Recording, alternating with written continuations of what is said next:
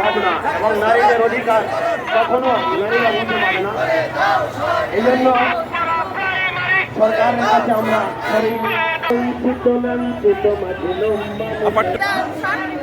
জাতীয়করণ চাচ্ছি। জাতীয়করণ ছাড়া আমরা প্রেসিডেন্ট ছাড়বো না।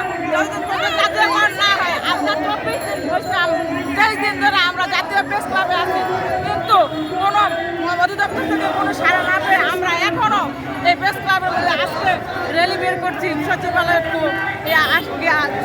থেকে ঘিরে আবার একটা প্রেস ক্লাবে আসবো, এই জন্য আমরা র্যালি বের করেছি। কারণ আমাদের জাতীয়করণ প্রয়োজন। জাতীয়করণ ছাড়া আমরা গড়ে তুলতে পারবো না। আমরা সমাজের কাছে অবহেলিত, স্কুলে অবহেলিত, সংসারের কাছে অবহেলিত, আর অবহেলিতভাবে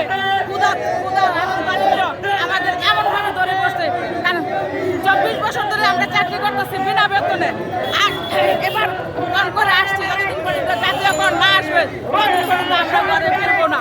আমাদের ছেলে মেয়েদেরকে আমরা খাওয়াতে পারি না, ভালো পড়াতে পারি না, ভালো কাপড় দিতে পারি না, জামা দিতে পারি না।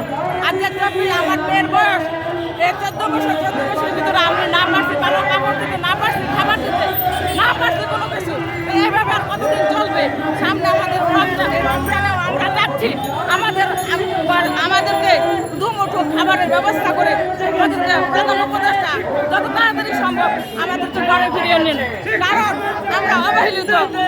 এইভাবে মশার কামড় আর মাছির কামড় না খেয়ে আজ নবম রোজা, আমরা না খেয়ে না দে দুমুঠো ইফতারি কেউ দিলে খাই, না দিলে না খাই, এবং ভোর রাত্রে না খেয়ে আমরা রোজা রাখি। আমরা শিক্ষিকা হয়ে গেলে প্রেস ক্লাবে থাকা আমাদের জন্য লজ্জার না, শুধু আমাদের জন্য না, এটা জাতির জন্য লজ্জা। কারণ স্কুলের প্রাইমারি স্কুলের শিক্ষকরা এখনো রাজপথে কেন?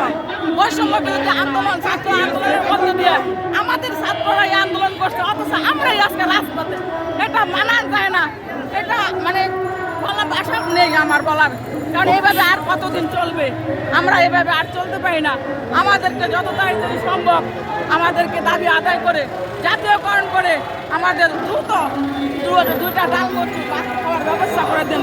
মাননীয় উপদেষ্টা, আমাদের কাছে আমার আকুল আবেদন, আমাদেরকে এই 20,000 শিক্ষকের মুখে হাসি ফুটিয়ে ঘরে ফিরে দেন। কারণ ঈদ